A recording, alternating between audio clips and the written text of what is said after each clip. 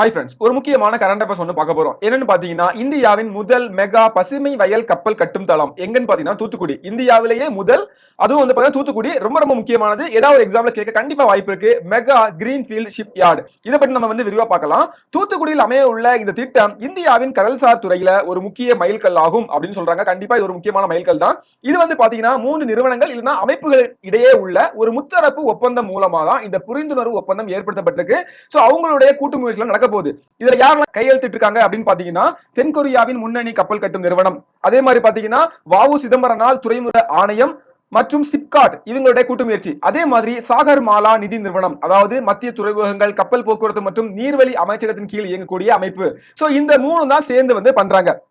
இதோடைய முக்கிய நோக்கம் என்னன்னு பாத்தீங்கன்னா, மேரிடைம் அம்பிட் கால் விஷன் 2047, அதாவது 2047 ஆண்டுக்குள் இந்தியாவை உலகின் முன்னணி கடல்சார் நாடாக மாற்றுதல். ஓகேங்களா, ரொம்ப முக்கியமானது. 2047க்குள்ள, ஓகேங்களா, 1947 நமக்கு சுதந்திரம் கிடைச்சி 100 வருடத்துக்குள்ள. ஓகே, சோ அதுக்கு முன்னாடி ஒரு சின்ன அனௌன்ஸ்மெண்ட். சோ நமக்கு கிளாஸ் ஸ்டார்ட் பண்றோம். ஜிஎஸ் கிளாஸ் ரொம்பவே இன்ட்ரெஸ்டிங்கா ஜாலியா நம்ம கொண்டு போறோம். அதே சேம் டைம் நம்ம வந்து ரிவர்ஸ் மெக்கானிசம், அதாவது ப்ரீவியஸ் இயர் क्वेश्चन ஓரியண்டா நம்ம வந்து கிளாஸ் பண்ண போறோம். சோ டெஸ்ட் பேட்ச் இருக்குது. சோ எல்லாமே இருக்குது. மொத்தமா வந்து பாத்தீங்கன்னா 4999 ஃபீஸ் வச்சிருக்கோம். விருப்பம் இருந்தா நீங்க ஜாயின் பண்ணிக்கோங்க.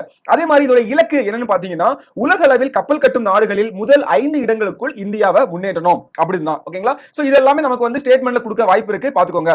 அடுத்தது பாருங்க, வாயேஜஸ் கட்டமைப்பு. அதாவது இந்த திட்டம் வந்து பாத்தீங்கன்னா shared vision for operation of yard assisted growth with efficiency and scale அப்படின்ற இந்தியா தென்கொரியா இவங்களுக்கு இடையே உள்ள கூட்டுறவு கட்டமைப்பின் கீழே வந்து செயல்படுது அப்படின்னு சொல்றாங்க. இந்த திட்டத்துடைய சிறப்பு அம்சங்கள் அப்படின்னு பாத்தீங்கன்னா, ஃபர்ஸ்ட் வந்து ஆண்டு திறன். ஆண்டுக்கு 2.5 மில்லியன் கிராஸ் டன். ஓகேங்களா, சோ கிராஸ் டன் கப்பல்களை கட்டக்கூடிய திறன் வந்து இருக்கு. வேலை வாய்ப்பு பார்க்கும்போது கிட்டத்தட்ட 15,000 பேருக்கு நேரடியா வேலை வாய்ப்பு கிடைக்கக்கூடிய வாய்ப்பு இருக்குது. அதே மாதிரி தேசிய கப்பல் கட்டும் மிஷன். இந்த திட்டம் தூத்துக்குடி கப்பல் கட்டும் தொகுப்பிற்கு ஒரு நங்கூர திட்டமா கண்டிப்பா இருக்கும். அதே மாதிரி இந்திய வல்லுநர்களுக்கு தென்கொரியாவுடைய நான் ஏற்கனவே சொன்னேன் இல்லையா, HDKSOE அந்த நிறுவனத்தின் மூலமா பயிற்சியும் கொடுக்கப்படுது. ரொம்ப ரொம்ப முக்கியம். அப்ப எல்லா விதத்திலும் நம்ம வந்து டெவலப் ஆக போறோம். சோ அப்போ நம்ம ஷார்ட்டா எக்ஸாம் பாயிண்ட் ஆஃப் வியூல பாத்துடலாமா? அப்ப இடம் பாத்தீங்கன்னா எங்க, தூத்துக்குடியில. யார் கூட சேர்ந்து பண்றாங்க? முக்கியமா தென்கொரியா. நம்மளுடைய இலக்கு என்னது? 2047க்குள்ள 4.5 மில்லியன் கிராஸ் டன் அளவுக்கு நம்ம வந்து பண்ண போறோம். துறை சார்ந்த முக்கியத்துவம் அப்படின்னு பார்க்கும்போது பசுமை கப்பல் போக்குவரத்து மற்றும் டிஜிட்டல் கப்பல் கட்டுதல் இதான் இல்லையா. சோ இதெல்லாமே முக்கியமானது. எக்ஸாம் பாயிண்ட் ஆஃப் வியூல கிளியரா பாத்துக்கோங்க. உங்களுக்கு ரொம்பவே யூஸ்ஃபுல்லா இருக்கும்.